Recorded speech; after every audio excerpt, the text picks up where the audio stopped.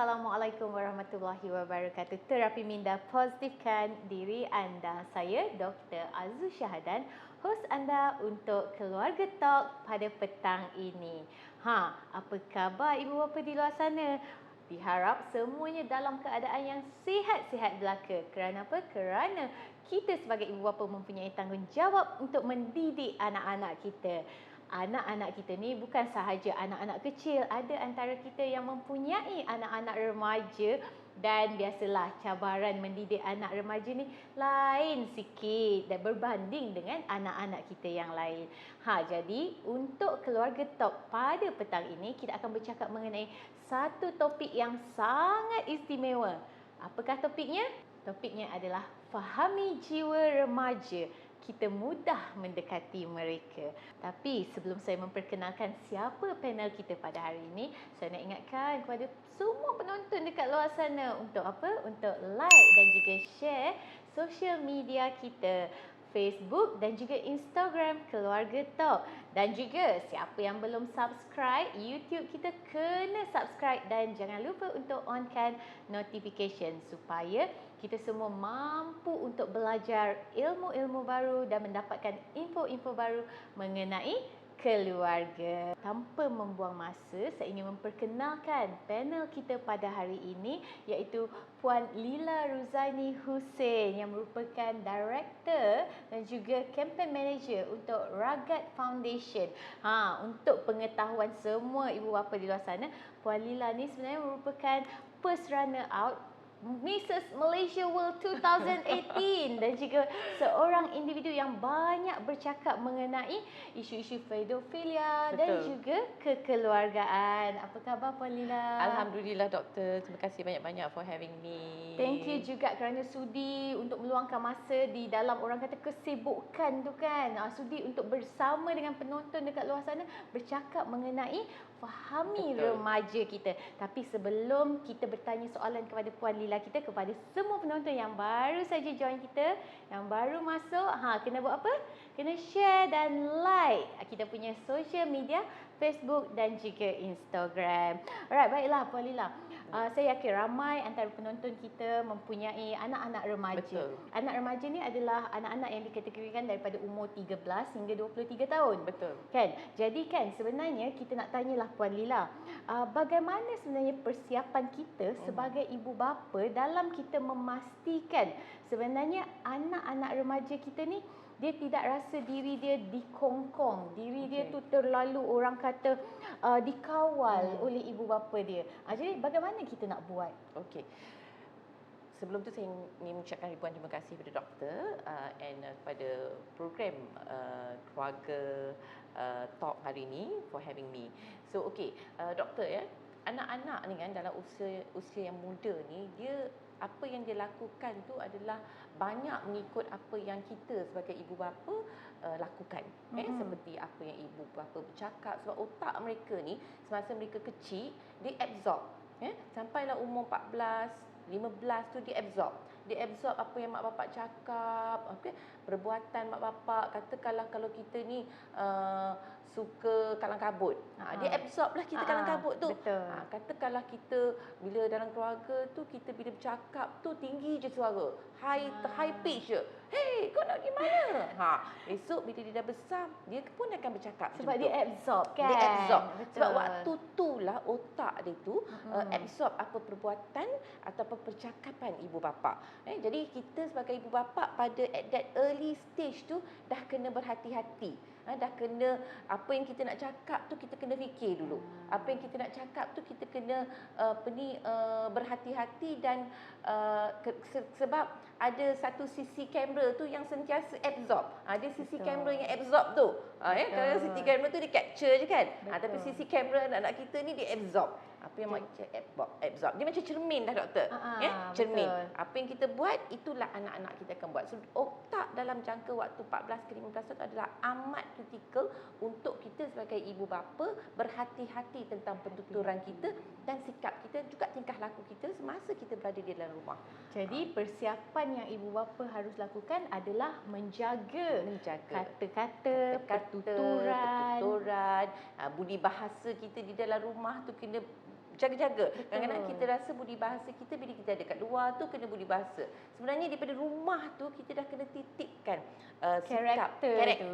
Sebab we are building a character untuk anak-anak kita. Macam saya dan suami saya. Suami saya tu jenis lembut je. Saya pula high pitch. Tapi bila kita dah berkahwin tu, dia dah mengajar saya macam mana nak balance kan. Tapi kadang-kadang tu terlepas juga doktor.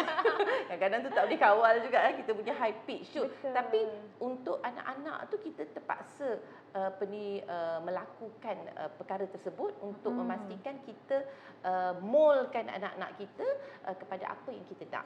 Okey, menarik ibu bapa di luar sana. Apa yang Puan Lila kongsikan tu sebenarnya untuk pengetahuan ibu bapa di luar sana, sebagai seorang manusia biasa, kita ni mempunyai sesuatu yang dipanggil sebagai neuron cermin. Di dalam diri kita ada neuron cermin. Neuron cermin ni adalah neuron yang meniru kelakuan individu di depan kita. Jadi sekiranya saya nampak Puan Lila tengah menguap, saya pun secara tak langsung akan menguap. Betul. Kan? Sebab tu anak-anak kita kan bila kita tengok macam mana dia keluar perkataan ni ya. Bila dia belajar ni sebenarnya kita tak sedari bahawa keluar daripada kita. Mungkin setengah tu kata gifted lah anak aku ni. Tengok dia tiba-tiba dia dah pandai dah. Sebenarnya tak. Kita tak sedari bahawa perkataan yang kita gunakan tu adalah perkataan yang kita telah gunakan yang diabsorb oleh anak-anak kita semasa di dalam rumah. Betul. Jadi pada ibu bapa di luar sana, persiapan awalnya sebenarnya bukan kepada anak-anak tetapi pada diri kita sendiri sebagai ibu bapa. Kita harus mempersiapkan diri kita untuk menjadi individu yang seperti mana kita impikan anak kita mahu jadi. Sebab tu kan doktor, di dalam persiapan kita tu kan ada beberapa perkara ya yang kita perlu titik beratkan ya, iaitu kita janganlah terlalu mengongkong. Kadang-kadang kita ni terlalu nak jadi ibu bapa. Kita terlalu nak jadi ibu bapa, terlalu nak kata macam mana? Terlalu nak jadi ibu bapa di mana tak boleh. Betul. Jangan. Sebab anak-anak terlalu mengongkong anak-anak tu, jadi anak-anak dalam satu jangka masa yang panjang dia akan retaliate, dia akan memberontak. Sebab semua tak boleh. Kita pula ni terlalu nak jadi ibu bapa. Ibu bapa kan kita dah belajar baca buku banyak. Kalau nak jadi ibu bapa kan, kalau anak nak keluar tak boleh, anak nak buat ini tak boleh. Zaman sekarang dah berbeza. Dah berubah. Dia bukan zaman kita dulu. Zaman saya dulu kan doktor kan, bila mak tu tak payah marah tau. Kita dah takut mak tu cakap macam pergilah kalau nak pergi. Tonation tu dah berubah kan. Tonation tu dah berubah je. Kita dah tak pergi dah. Kita dah tahu. Tapi anak kita sekarang ni dah berlainan. Betul. Zaman dah berbeza. Mereka lebih banyak memberontak. Kalau sebab dia banyak dipengaruhi oleh elemen media sosial, kawan sebaya di sekolah, di universiti dan sebagainya. Mungkin apa yang terjadi di kalangan keluarga sahabat-sahabat mereka di universiti itu, dia kata dia ada masalah macam ni, jadi aku pun nak ikutlah bertindak macam mana dia bertindak. Itu yang menjadikan duplication. Kalau dulu mak bapak cakap tu dia absorb. Bila dah sampai ke alam persekolahan, dia duplicate pula apa yang sahabat-sahabat dia buat. Dan disebabkan itulah sebenarnya berlakunya kecelaruan di dalam pembuatan keputusan anak remaja kita. Jadi Puan Lila, sebenarnya bila anak-anak kita ni meningkat remaja, mereka kadang-kadang keliru dan celaru dalam nak membuat keputusan tu kan. Jadi sebenarnya kita sebagai ibu bapa, apa helah ataupun apakah taktik atau teknik yang orang kata paling baik untuk kita nasihatkan anak kita? Okey. Memang kalau kita tengok isu-isu kanak-kanak sekarang ni kan, memang sebenarnya mencelarukan kita juga. Betul. Sebenarnya bukan sebagai dia ibu mencelaru, bapa, kita mencelarukan juga. Sebab kadang-kadang kita tak tahu daripada mana datang idea dia tu untuk melakukan sesuatu yang tak terfikir akal. Jadi apa peranan kita adalah macam saya banyak ambil pendekatan apa yang saya lakukan macam kalau kita tengok sekarang zaman K-pop. Anak-anak kita ni terlalu taksub dengan K-pop. Jadi adakah ibunya juga belajar K-pop? Tapi ibu K-pop? tak bolehlah jadi K-pop. Kan? Kalau ikutkan kita naklah juga jadi K-pop kan. Tapi tak terdaya. Dah umur macam ni tak terdaya. Lagipun buruk nampaknya kalau kita nak jadi K-pop. Jadi apa yang saya buat adalah saya mengikuti perkembangan siapa yang disuka tu. Kadang-kadang nama betul. tu pun pelik. Konju, Tinjang, apa nama. Kita tak tahu namanya. Kita tak tahu nama dia. Tapi disebabkan dia suka. Kanak-kanak sekarang ni pelik tau Dr. Azu. Betul. Kadang-kadang dia punya suka tu sampai dia tak nak keluar rumah tau. Dia tak nak keluar rumah. Dia sanggup tak pergi mana-mana sebab dia nak tunggu ada live daripada ahli-ahli K-pop ni.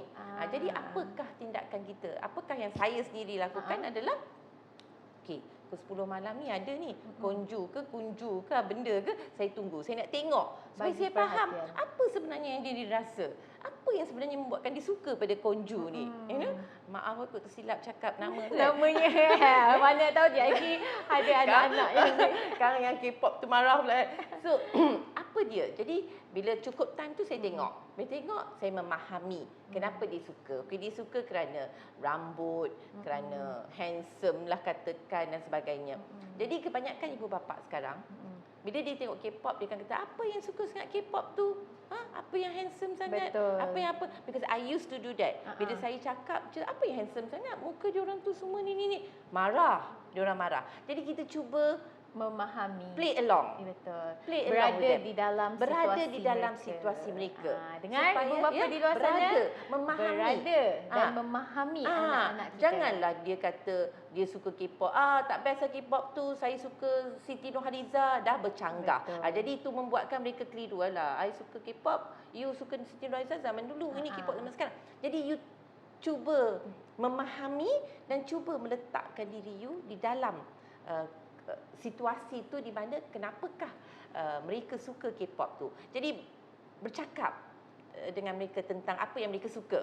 Katakan Jadi dia suka. dekat situ sebenarnya anak-anak kita akan nampak yang kita ni seolah-olah support mereka, Ya. seolah-olah memahami mereka. Dan itu membuatkan mereka lebih terbuka pada kita. Betul. Jadi dia akan share, dia akan Betul. cakap. Kalau tak mereka akan menjauhkan dia akan detach. Dia ada detach session tu di mana kita kadang-kadang mak bapak kata kenapa anak aku ni sekarang tak nak cakap dengan aku, tak nak sembang aku, kan? Sebenarnya kita yang allow that situation to Untuk happen. berlaku. Because macam mana nak cakap kalau Mak kita tak cakap faham pasal kita, Siti ayah Nurhaliza. kita tak faham kita. Betul. Mak cakap pasal Siti Nurhaliza atau siapa-siapa lain artis, anak cakap tentang K-pop. Betul, zaman dah So, berubah. zaman dah berubah. Jadi kita sekarang ni kena masuk di dalam zaman diorang. Betul. Macam ada satu pepatah yang sangat popular, katakan didiklah anak mengikut zaman. Betul. Kan? Dan satu lagi sebenarnya Puan Lila bercakap kalau menarik, mengupas mengenai apa yang Puan Lila bagi tahu tadi, ibu bapa di luar sana, saya selalu sebut mengenai formula didik anak ABCD. Ajar, bantu, cakap dan dengar. Dengar, cakap dan dengar itulah apa yang Puan Lila kupaskan tadi. Yang mana bila anak kita bercakap dengan kita, bila anak kita meminati sesuatu, kita harus dengar, kita harus cuba untuk letakkan diri kita di dalam situasi tersebut. Tapi kan Puan Lila, kalau kita tengok, kita selalu menggunakan istilah rumahku syurgaku. Kita selalu menggunakan slogan-slogan itu. Tapi kebanyakan anak remaja kita, ada di kalangan anak-anak remaja kita yang tidak merasakan bahawa rumahnya adalah syurganya. Dan kebanyakan mereka membuat keputusan untuk lari daripada rumah ataupun mungkin keluar ikut orang kata boyfriend, ikut teman lelaki kan. Ini anak-anak remaja yang mungkin berusia 14 tahun, 15 tahun. Jadi kita nak tanya, pada pendapat Puan Lila, banyak menguruskan kes-kes anak remaja ni, kenapa perkara ini terjadi? Okey doktor, zaman dulu masa saya baru berkahwin dan baru nak buat rumah lah, baru nak buat rumah, konon nak create rumahku syurgaku lah. Masa tu tak ada anak lagi, baru berkahwin. Jadi saya berjumpa dengan sahabat saya. Sahabat saya cakap, dia orang Cina. Ini macam mau buat rumah mesti make sure tu rumah jangan semua bilik ada TV, dia kata. Pastikan satu area je ada TV. Sebab nanti semua orang duduk situ tengok itu TV. Ini sekarang punya orang sana TV sini TV, 4 bilik 4 TV, toilet pun ada TV. Betul. Itu doktor pesanan sahabat saya. Tapi kita ni nak mudah, kita sediakan TV. Kita pula, kononlah bilik banyak, nanti susahlah itulah. Semua bilik ada TV. Sungguh. Semua bilik ada TV. Ruang TV tu pun ada TV juga. Okey, jadi okeylah. Sekejap. Siapa penonton di luar sana yang di ruang rumahnya, di setiap biliknya ada TV? Komen dekat bawah ni. Komen kita nak tengok dekat situ. Betul lah. Okey. Ini kita bercakap 20 tahun dululah. Okey, tapi bila balik setakat dengar je lah. Itulah kita ni pun setakat dengar je. Bila balik kita nak buat cara kita sendiri. Setelah sekarang ni, dah setelah 20 tahun, baru saya menyedari. Bila dah buat rumah tu, kita tak ikutlah penasihat dia. Semua bilik ada TV, ruang ada TV dan sebagainya. Tapi sekarang ni, bila kita melihat bahawa anak-anak semua berada di TV masing-masing, di bilik masing-masing, tak keluar. Saya tak tahu Dr. Azu punya anak muda-muda lagi kan? Okey. Kecil lagi. Saya rasa ramai yang kat luar tu, anak dah besar-besar, tak keluar rumah. Tak keluar bilik. Kita ajak pergi kenduri kendara, tak nak keluar. Semua tak nak. Sebab mereka dah selesa di dalam bilik mereka. Dah ada laptop, dah ada TV dan sebagainya. Yang cadangan tadi untuk ada ruang TV tu kita seorang-seorang dia duduk. Betul.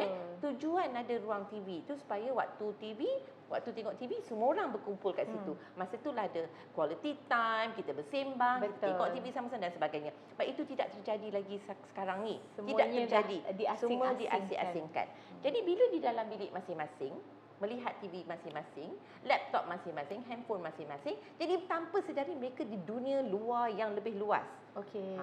Jadi konsep rumahku syurgaku tu tak ada, tidak sampai. Dia tak sampai. Ada tu mungkin di ibu bapa sahaja yang menganggap. Betul.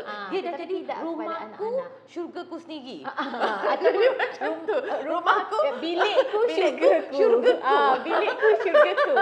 Betul. Ada dah jadi. Dia maksudnya apa yang kita praktikkan dulu, rumahku dah tak pakai dah sekarang. Betul tak doktor kan? Itu yang terjadi pada ketika ini 20 tahun lepas setelah saya bercakap dengan kawan saya. Jadi bila mereka berada di dalam TV sendiri, di dalam alam sendiri, dalam handphone sendiri, mak bapak saya tak deny lah, saya pun di dalam dunia sendiri, semua di dalam dunia sendiri. Jadi anak kita dah berada, you tahu dia di dalam rumah di dalam Malaysia, tetapi sebenarnya mereka dah di Afrika, di benua yang lain, dan mereka cenderung dan di sinilah terjadinya isu-isu ataupun anasi-anasi negatif yang menguasai minda dan pemikiran mereka. Sebab dia di out of the border. Dah tak boleh dikawal lah sekarang ni. Orang kata di luar sempadan. Di luar sempadan. Katakanlah kita ada gadget-gadget untuk mengawal dan sebagainya, itu agak susah. Baru-baru ni saya berada di Brussels, di mana conference tentang online social media abuse dan sexual abuse online.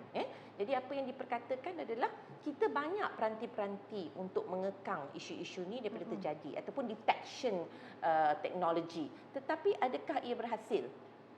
Sebab soalannya sebab budak-budak ni you bagilah detect. Ada seorang sahabat saya bercakap, dia pasanglah peranti tu, lepas 2 hari digodekkan peranti tu, budak tu digodekkan, dia dapat lepasi peranti tu. So ini yang terjadi, agak susah untuk dibentang. Jadi bila mereka dah diinfluence oleh anasi-anasi negatif di luar tu, dari situlah dia belajar. Kalau mak kita marah je kan, kita jangan ikut, kita lari rumah. Faham tak? Itu adalah salah satu faktor. Faktor yang pertama. Kadang-kadang kita tanya, wujudnya bila pun elemen luar. Kadang-kadang kita tanya, bila ke kita ajar dia, macam mana dia tahu nak lari ni? Tapi di dalam media sosial tu, dia dah tunjuk dah. Ada satu special program tu tunjuk. Kalau mak marah, okey macam ni. You waktu malam, you ikat bedsheet tu banyak-banyak, you letak kat luar tingkap, you jatuhkan, you panjat. Itu dah diajar di dalam TV dan juga di media sosial. Saya sambung sikit kepada penonton dekat luar sana. Okey, mungkin ada ibu bapa yang baru saja bersama dengan kita yang mungkin kata, betul ke ada YouTube macam tu? Ada orang buat macam tu? Sebenarnya ada. Dekat YouTube ni adalah satu dunia tanpa sepadan, di mana kan kadang-kadang orang up bagaimana nak buka pintu, bagaimana nak bunuh diri. Benda-benda yang sebenarnya di luar jangkaan kita, yang kalau kita tidak monitor anak-anak remaja kita, maka perkara tersebut, paparan tersebut akan terlepas kepada anak remaja kita. Dan di situlah yang Puan Lila bagi tahu tadi, mereka belajar bagaimana untuk mengikat kain cadar untuk turun daripada tingkap. Diajar. Kan kadang-kadang kita cakap sekolah tak mengajar benda-benda macam tu, tetapi mereka lebih advance daripada kita. Kalau kita ikut, saya selalu bercakap tentang pedofilia, macam mana mana anak-anak ni boleh terjatuh cinta dengan orang yang berumur Individu. dan sebagainya, individu yang berumur. Sebab di dalam media sosial, ya, di dalam internet dan sebagainya, dia ada orang yang dah berumur ni, pedofil ni, the sex predator ni, dia maharaja lela. Jadi bila anak-anak kita di dalam online sampailah ke tengah malam kadang-kadang tak nak tidur dan sebagainya, kita ingat dia belajar. Sebenarnya dia berchatting. Bila chatting, inilah sex predator masuk. Dia intercept, dapat mangsa budak-budak ni, dia pun cakap, "Oh, comel lah, cantik lah."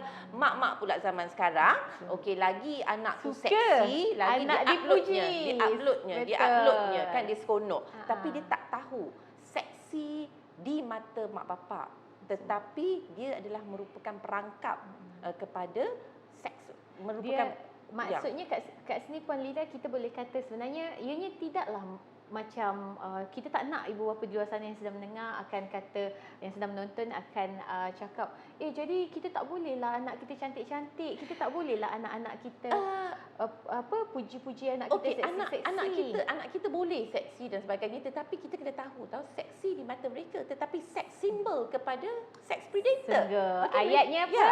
Seksi di mata kita, seks simbol di mata predator. Kita tanpa kita sedari. Sebab setiap pakaian seksi dan sebagainya akan dijadikan sebagai ataupun diperdagangkan di media sosial ataupun di dark web. Jadi kita tidur malam-malam, jadi anak kita diperdagangkan. Video dan sebagainya. Kalau kita tengok TikTok kan, mak-mak ni kan, lagi seksi, lagi pendek, lagi digelik, lagi seronok, upload, happy sangat kan. Tetapi itu adalah merupakan perangkap.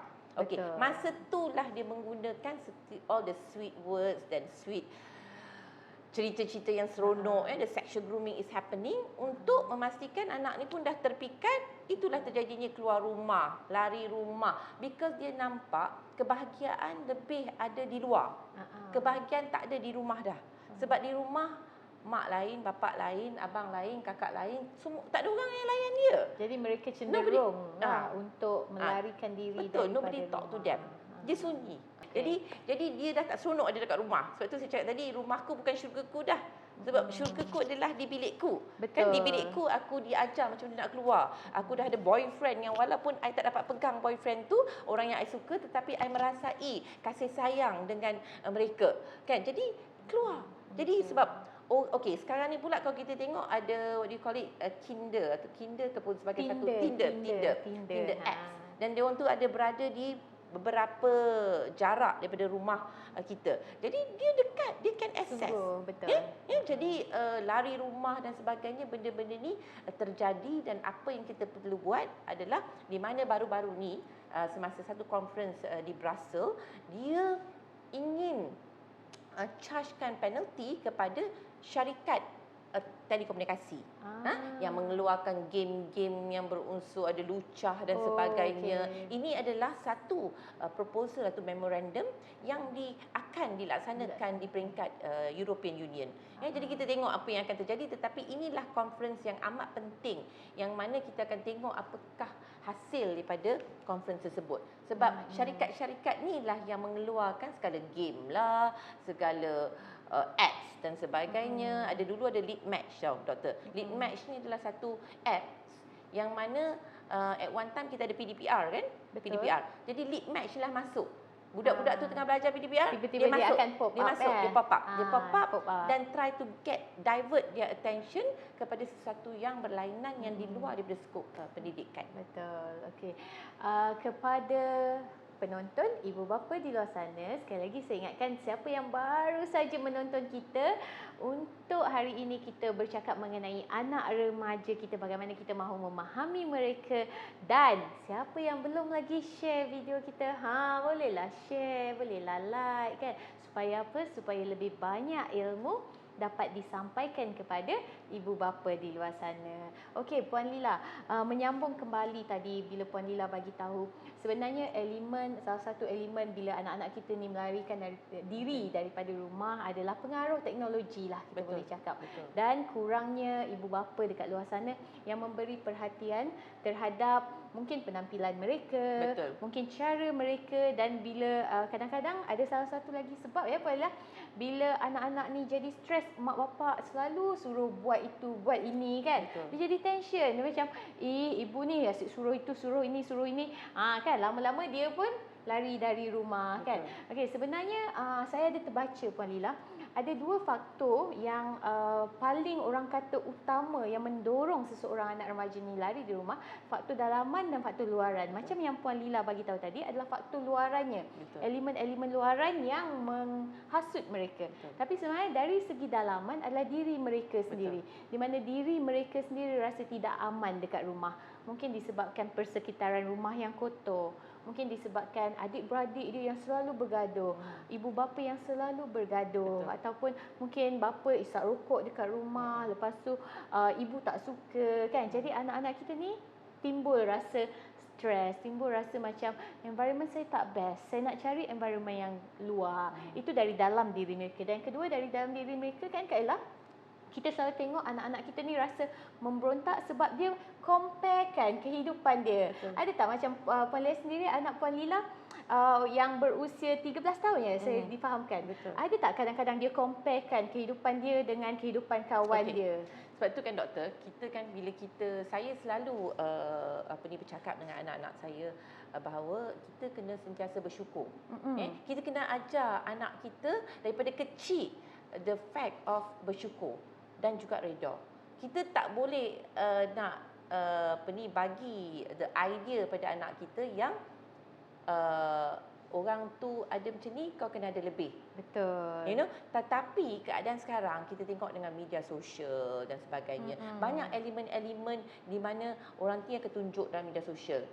Ya, bila anak kita tengok, kita nak lebih. Tapi anak kita tu kena dididik, kena dikuatkan, foundation tu kena dikuatkan bahawa ini kita boleh provide pada you.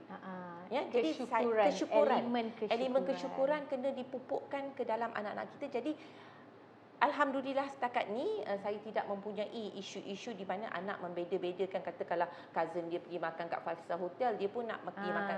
Saya tak ada, sebab saya pupukkan rasa bersyukur dan juga reda dengan apa yang ada, tetapi kita kena berusaha. Betul. Itu yang penting. Jadi kalau kita ada pupuk itu, pada saya adalah satu perkara elemen yang sangat penting kita pupuk di dalam diri anak-anak kita.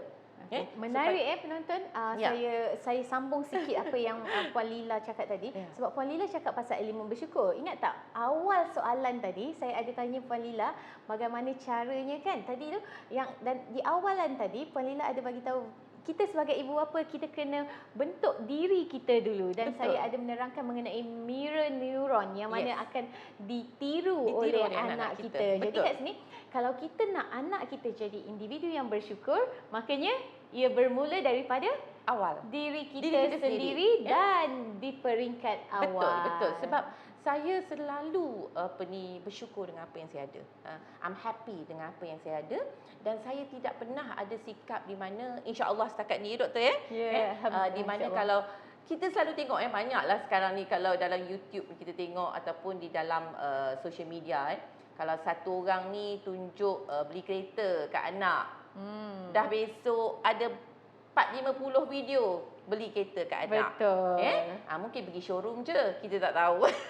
Tetapi culture ni saya nampak doktor dah menjadi culture masyarakat di Malaysia. Jadi trend ya. Jadi trend. Yang mengganggu anak-anak remaja anak-anak kita. Sebab ini adalah satu budaya yang pada saya kurang sihat.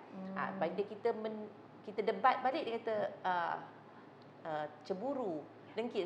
Sebenarnya hakikatnya adakah situasi itu betul wujud? Betul. Banyak kepura-puraan di dalam alam yang there's no reality. Itu yang kita tak nak. Kiranya di situ kalau elemen kesyukuran tadi kita masukkan ke dalam diri anak-anak kita, jadi anak-anak kita takkan terjebak atau meminta yang berlebih-lebihan dengan trend yang ada sih. Sebab sekarang kan doktor, kalau kita tengok pressure kepada mak bapak tau. Kepada mak bapak di mana kan, anak kita sebelah tu dah nampak dia dapat kereta, dia dapat rumah, dia dapat apa, dia dapat ni, dia dapat ni. Jadi kita kena betul-betul fikir, mak bapak ni kita bukan semua dalam keadaan ekonomi sekarang ni, bukan semua orang ekonomi yang sama. Betul. Kan?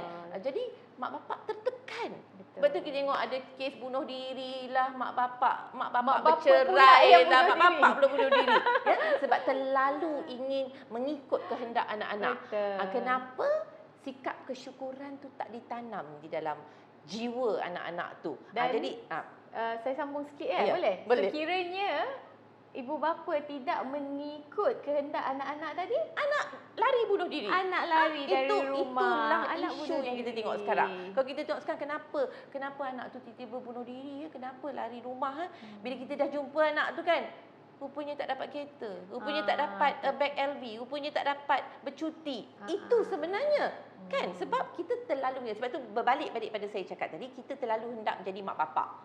Tadi satu saya huraikan, kita terlalu nak menjadi mak bapak. Kita belajar dulu jadi mak bapak, kena ikut apa anak bagi, anak bagi. Kita terlalu nak jadi bapak. Jadi kita lupa bahawa benda ni akan menjadi satu